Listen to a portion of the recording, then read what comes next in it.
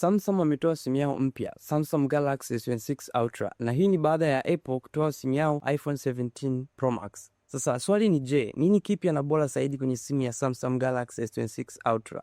Kitu cha kwanza kipya ambacho Samsung wamekuja nacho kwenye simu yao mpya ni kitu kinaitwa privacy screen. Hii ni screen ambayo inakuruhusu wewe mtumiaji kuweza kuona unachokitumia, lakini inaweza kublock au kuzuia mtu mwingine yeyote ambaye anaangalia au kuchungulia kwenye simu yako asiweze kuona ni nini unafanya, ni nini una type au ni kitu gani unakiangalia. Na kuenable feature hii una swipe kutoka juu, unaenda una click privacy mode, na kuanzia hapo screen yako itaanza kuonyesha kuelekea mwelekeo ambao unaangalia wewe. Kwa hiyo kama kuna mtu mwingine yuko pembeni au yuko nyuma yako, hataweza kabisa kuona kwenye simu yako kana kwamba umeweka screen protector ya privacy.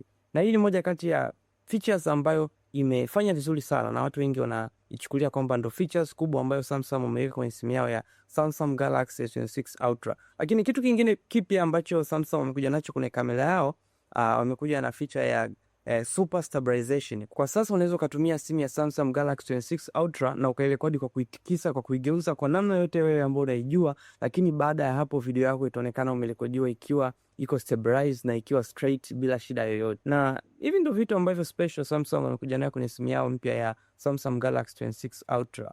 Kwenye kamera hawajaweka mambo mengi sana, useme kwamba kuna kitu kipya cha kuzidi iPhone 17 Pro Max, lakini wameweka greater stabilization kwenye simu yao.